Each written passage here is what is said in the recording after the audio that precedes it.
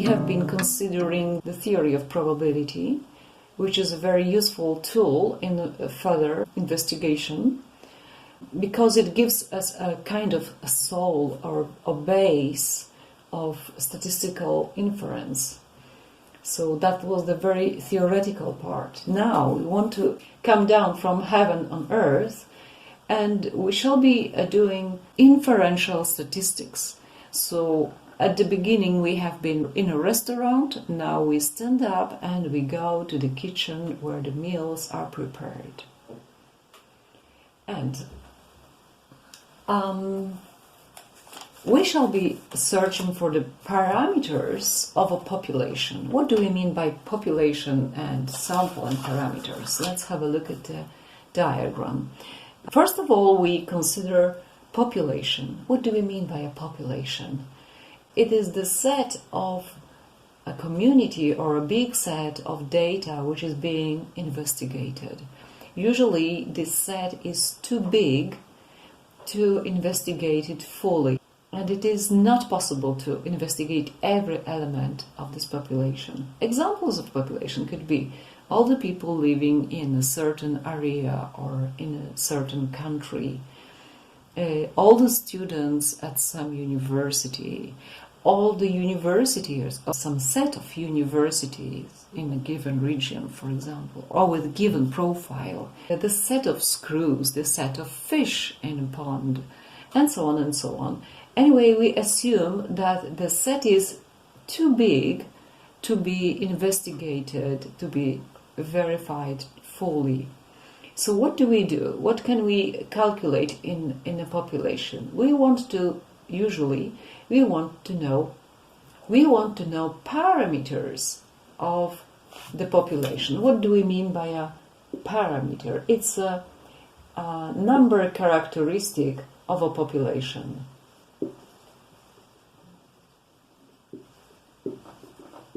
And the typical characteristics are mean, variance, standard deviation, and big N is number of elements, F is frequency, ρ is correlation coefficient, and frequency of occurrence of a certain feature.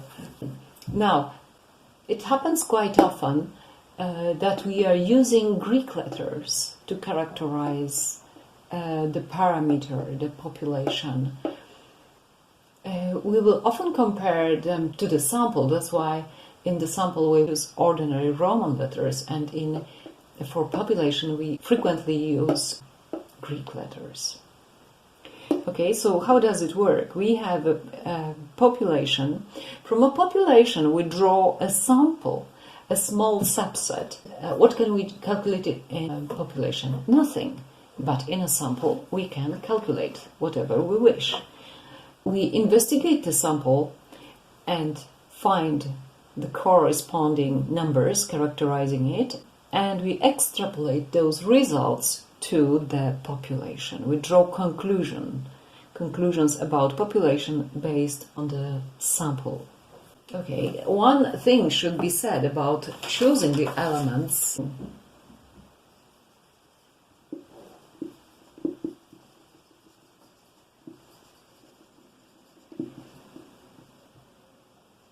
The first demand of any scientific method is that the choice of sample elements should be random. In other words, it means that the choice of elements which will belong to the sample investigated must give chance to every element of the population equally.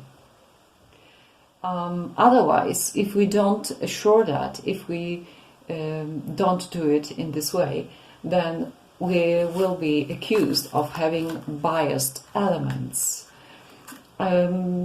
Maybe the very famous example of a biased investigation, the famous investigation on sexuality performed by Kinsey.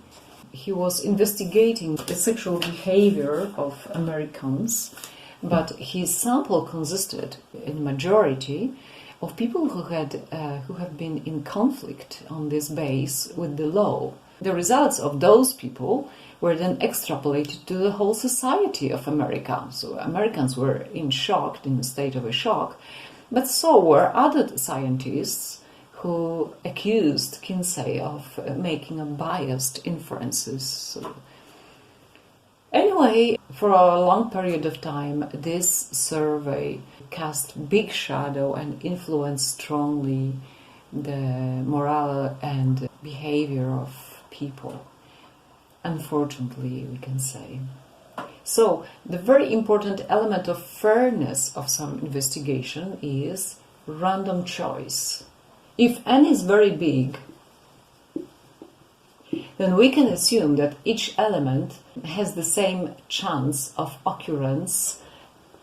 The consecutive choices are totally independent, so that the probability that we choose x elements with given feature out of the set, that could be modeled by the binomial distribution, which means n choose k, p to power n choose x, p to power x, 1 minus p to power n minus x. Well, if, on the other hand, we have a population which is big but not very big, so let's say we have capital N elements, and theta elements out of these have some certain feature, but we're choosing a sample consisting of small n elements, then the probability that we obtain small x elements with theta feature will be rather modeled by hypergeometric distribution, which means the number of total choices is big N over small n. Now, in how many ways can we choose those x elements? So we're choosing x out of theta, and we're choosing n minus x out of n big minus theta. So that's the probability. Okay, now let's continue with the language.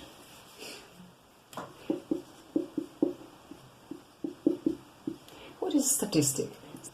Number characteristic of sample. So, example of statistics.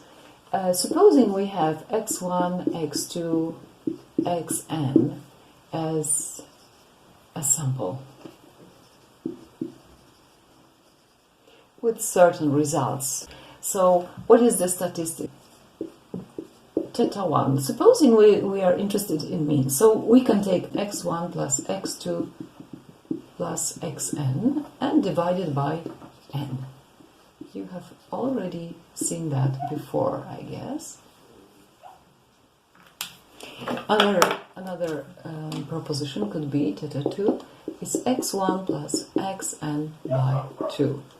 Or theta 3 could be maximum of x1 xn plus minimum of x1 xn over 2, for example. These are different approaches to the mean of the sample. Well, which of these could be useful to characterize the mean of the population? It's probably this one. And now we have another word. These are different statistics. If between different statistics we're choosing one and we are using it to characterize a parameter of the population, then this statistic is called an estimator. So estimator, a statistic that is chosen to characterize a parameter. Okay, Well, whenever you make a choice, you can make a good choice, perfect choice, better choice. After we have chosen, we can then ask, is it a good choice? What adjectives can characterize this choice? How good is this choice? And we'll be trying to measure the goodness of this choice. So we'll be characterizing the estimators too. To distinguish between statistics and estimators, we shall be denoting estimator with theta hat, with some index I.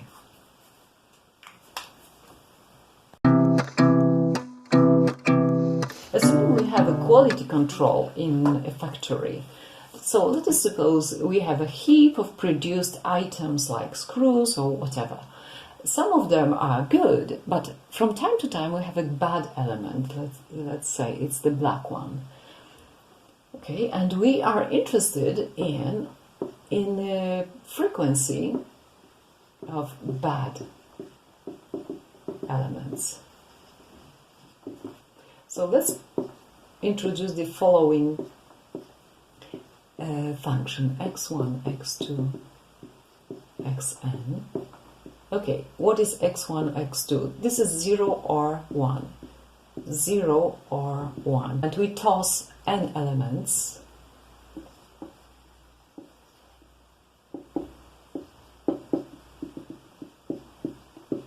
So we have a sample of n elements, and we build the following function. The sample will be characterized by numbers 0 or 1 each object. 0 denoting the object is totally good, nothing is going on, and 1 we have a bad element. So the function,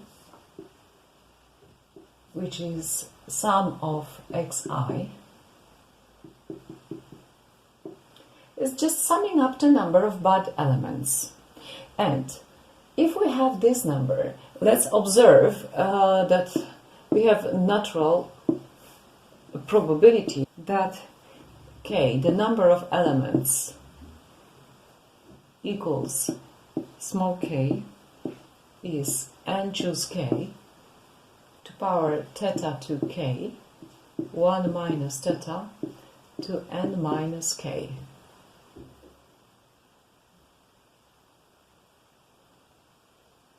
The probability of choosing k elements, probability of choosing exactly k bad elements, can be modeled by binomial distribution. And then the very natural estimator of this frequency is just what? The k over n. So if, for example, we were taking a sample of n elements from the heap, and we checking that 5 of them are bad, so naturally we might expect that 5 over 100 is the frequency, the real frequency of bad elements. So it's a very good candidate of being the estimator of this parameter.